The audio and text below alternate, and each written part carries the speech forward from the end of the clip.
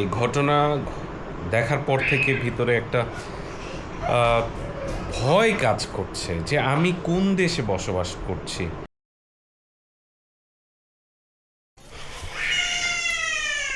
WhatsApp people, this is me RD আমি, welcome back to my channel. আসলে প্রতিদিন একই কথা তো আর শুনতে ভালো লাগে না, ইন্টুটা এখন চেঞ্জ করব। এখন হচ্ছে গাছের পেঁপে পারবো। ওই যে গাছের পেঁপে, দেখি কি অবস্থা গাছের পেঁপের। তবে এইখানে যে পরিস্থিতি খুব একটা ভালো না, মানে পায়ে যে অবস্থা, সিচুয়েশন খুব খারাপ। এখানে পেঁপেটা ধরতে হবে আমাকে।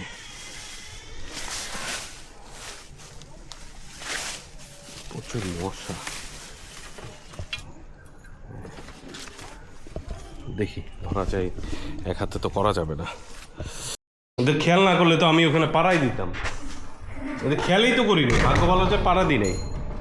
তো হচ্ছে গাছের পেঁপে, ছি ছি ছি, এই যে মশা কামড় দিচ্ছে, আর ওইখানে এত মশা।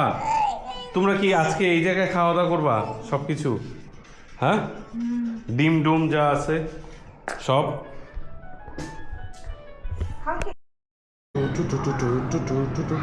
গাছের পেঁপে,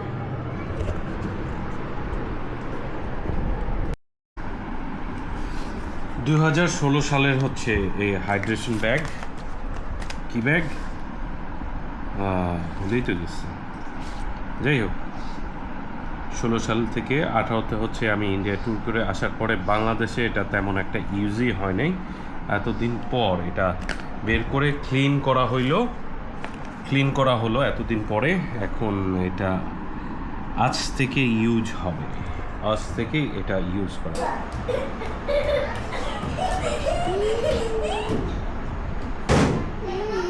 সরে যাও।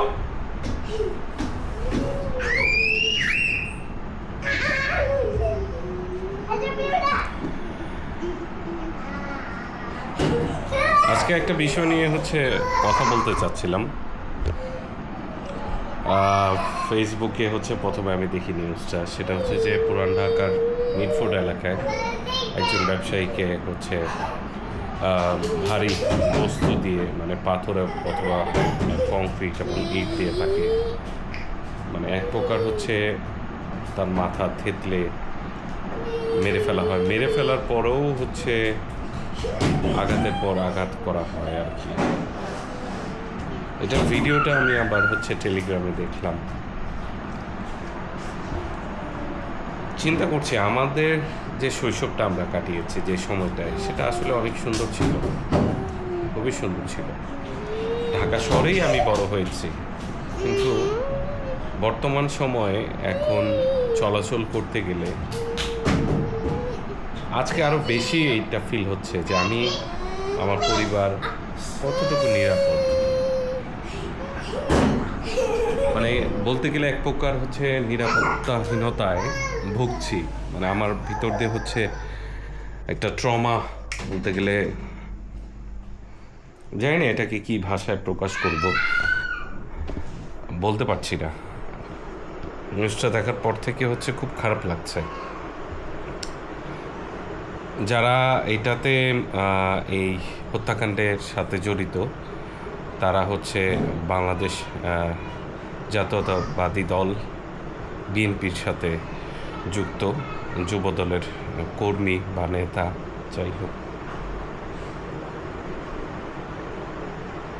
এই যে 5ই আগস্টের পর আমরা নতুনভাবে যে একটা স্বাধীনতা পেলাম, আমি সমর্থন করি।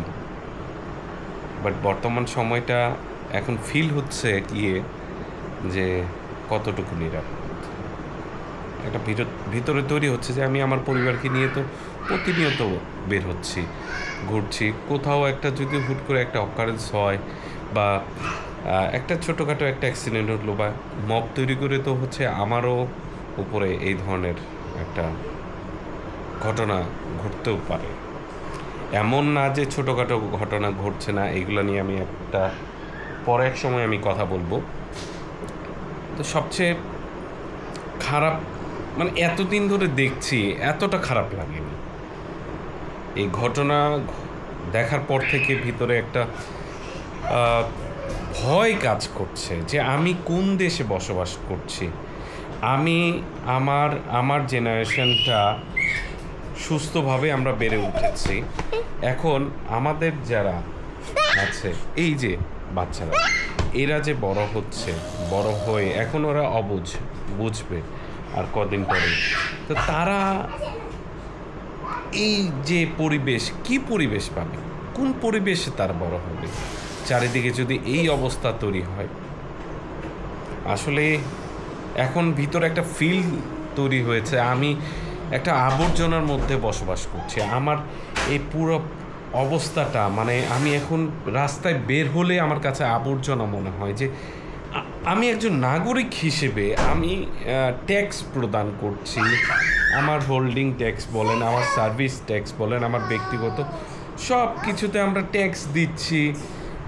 আমি তো ভাই কোনো ইলিগাল কাজ করছি না, তবে আমি কেন এই সুবিধাটুকু পাবো না একজন নাগরিক হিসেবে? কেন আমি আজকে ভিতর ফিল হবে আমি একটা আবর্জনার মধ্যে বসবাস করছি? একটা মানে দেশটা কেন জানি আমার কাছে মনে হচ্ছে যে আবর্জনা হয়ে যাচ্ছে। আমি আজকে বেরোতে চেয়েছিলাম, আমার হচ্ছে ক্যামেরা মাউন্ট করেছি আমার ফ্রন্টে, এবং হচ্ছে আমি বের হতে যেও হয়নি। যদি ক্যামেরাটা কেউ হচ্ছে তাপ করে নিয়ে যায়, মানে ইদারিং খেয়াল করছি রাস্তাঘাটে যে মানে নিয়ে যাচ্ছে, এরকম হচ্ছে যে আমার জিনিস, আমার সম্পদ, তাদের কাছে ফিল হচ্ছে যে এটা তাদেরই জিনিস। এরকম একটা রাস্তাঘাটে প্রশাসনের যে কঠোরতা চোখে পড়ছে না। আসছে বাবা। তো এখন ভিতরে একটা ভয় আসলেই কাজ করছে। আমার মনে হচ্ছে যে আমি একটা আবর্জনার মধ্যে আছি। আমার অনেক বন্ধুরা, হ্যাঁ আসছে বাবা, ও ব্যথা পাবে। আমার অনেক বন্ধুরাই হচ্ছে দেশের বাইরে চলে গেছে। আমি এখন ফিল হচ্ছে যে তারা ঠিক কাজ করেছে। আমার বেশিরভাগই বন্ধুরা হচ্ছে দেশের বাইরে সেটেল হয়ে গেছে। এখন ফিল হচ্ছে যে তারাই ভালো কাজ করেছে, আমি কেন যেতে পারছি না?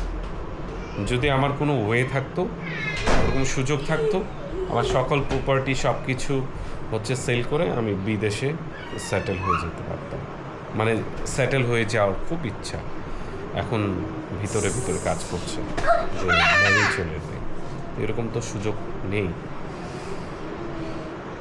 বয়স তো হচ্ছে, আমি তো একা না, আমার পরিবারের সংখ্যা সদস্য। আসতে বাবা, একটু কথা বলছি।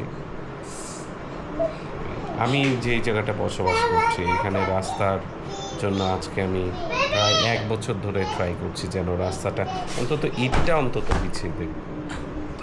নাই, রাজনৈতিক প্রভাব যে জায়গায়, সে জায়গায় হচ্ছে পিচ ঢালাই হচ্ছে রড সিমেন্ট দিয়ে। আর বলার আর কিছু নেই, আপনারাই বানাচ্ছেন এই দেশটাকে। আমি আপনাদেরকে বলছি, যারা আপনারা, আমরা যারা এই দেশটাকে আবর্জনা তৈরি করছে, তাদেরকে আমি ধিক্কার জানাই। রাস্তার হচ্ছে কাদা অনেক, রাস্তা কাজ করছে হচ্ছে সবাই। তো আজকে এই পর্যন্তই। সবাই ভালো থাকুন, সুস্থ থাকুন, অবশ্যই নিরাপদে থাকুন।